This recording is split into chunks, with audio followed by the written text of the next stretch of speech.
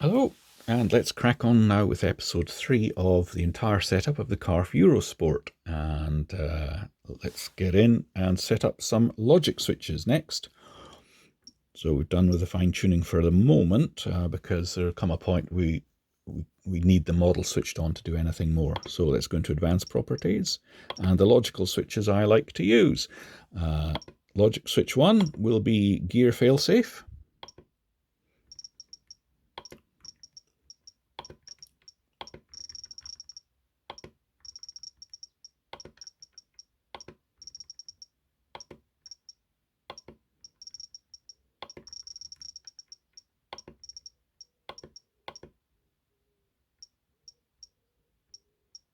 Nope, run out of variable characters. Say OK to that one then. Enable it. And we come down to control number 1 will be telemetry control number 1, which we'll set up once we actually have the model switched on and we're getting the telemetry control. This will be coming from the M-bar sensor, the pressure sensor, so we'll see a little bit later on, once it's all running, how we set that up. And therefore we're doing a gear fail-safe, so gear to the down position, control to up position, OK.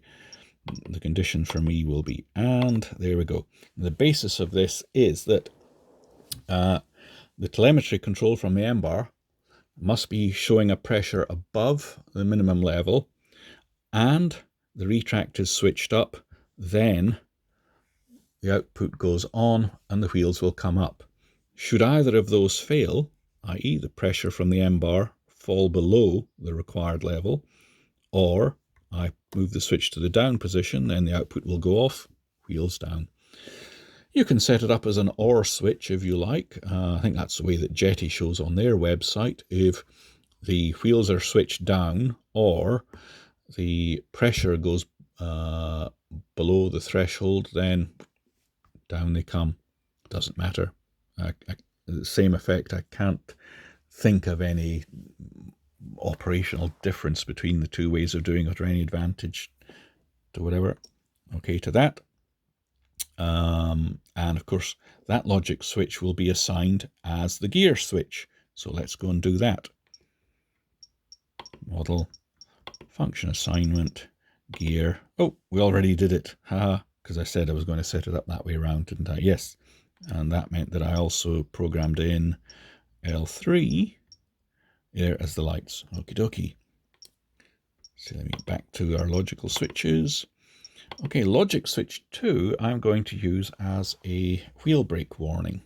Let's come to that and we'll see what I mean. So brake warn.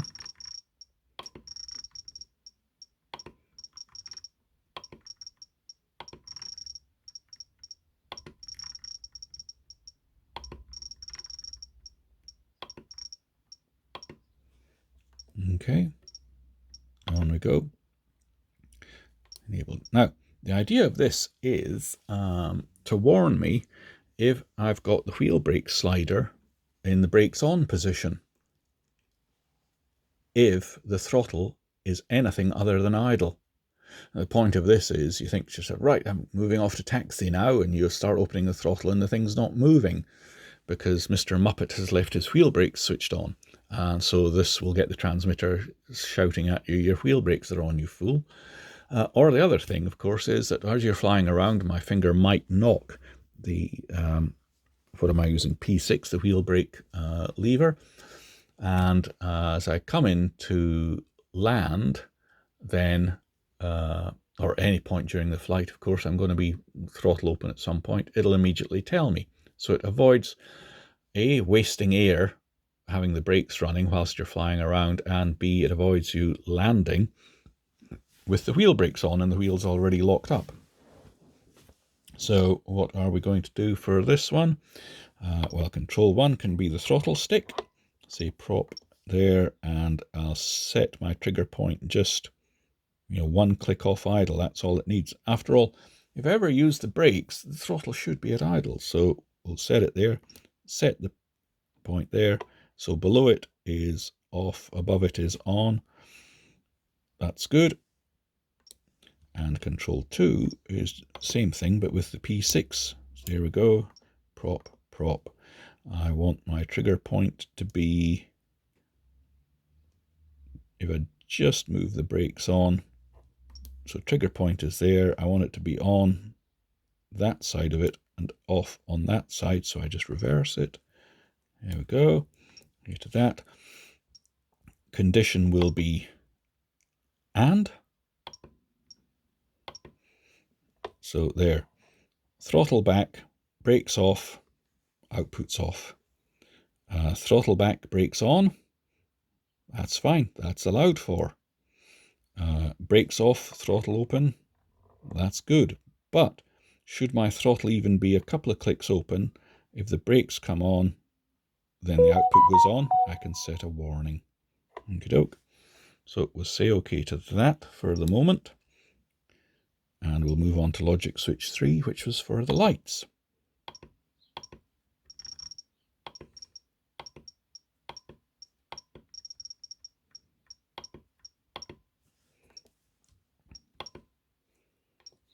Right, the main control for this is the light control.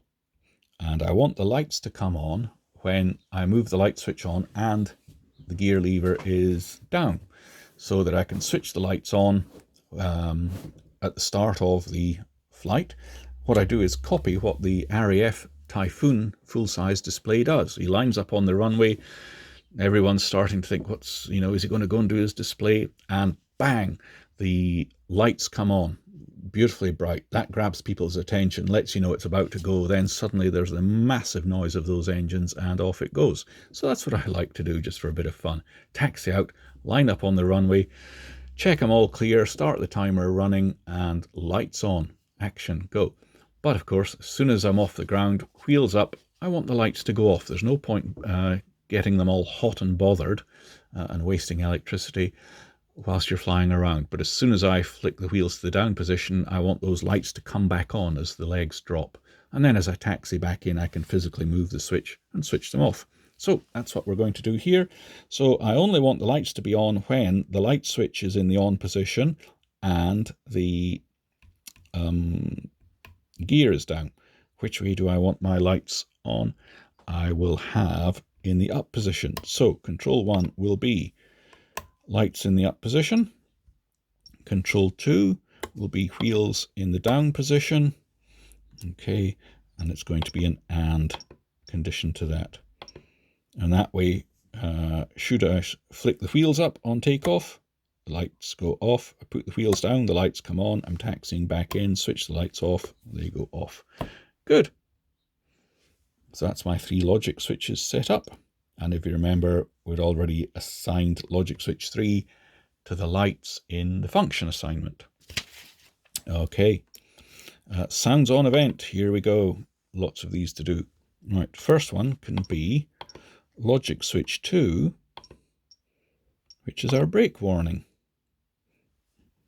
Now, it should be off at the moment. If I move the throttle, it should stay off. If I move the brakes, it should stay off. But if I open the throttle and move the brakes, it comes on. Good.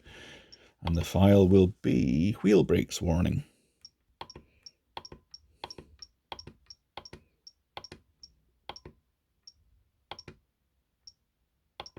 Getting near there.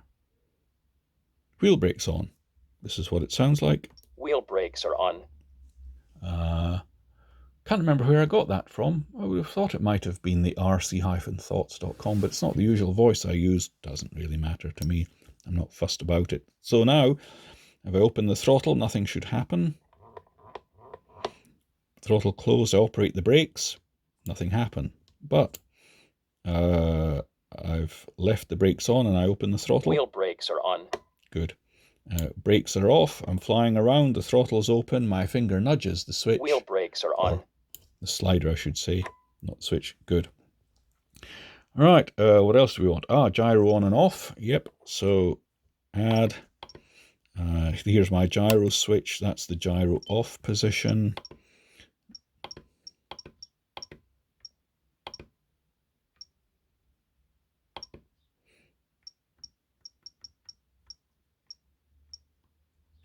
Gyro off. Add Gyro on.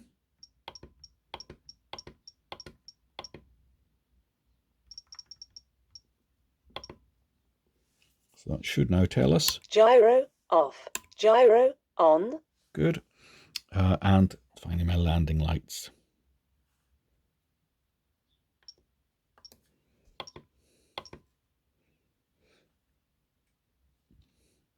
Which will be, it's this one. Yep, and that's lights on.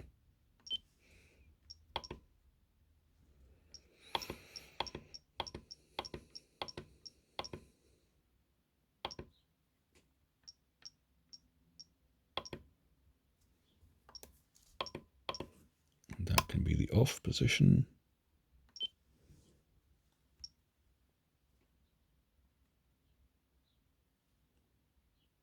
I think I've got that the wrong way around, you know.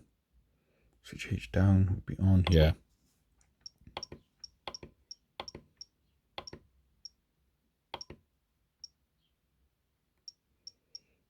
That's the landing lights on, which means that that one should be landing lights off.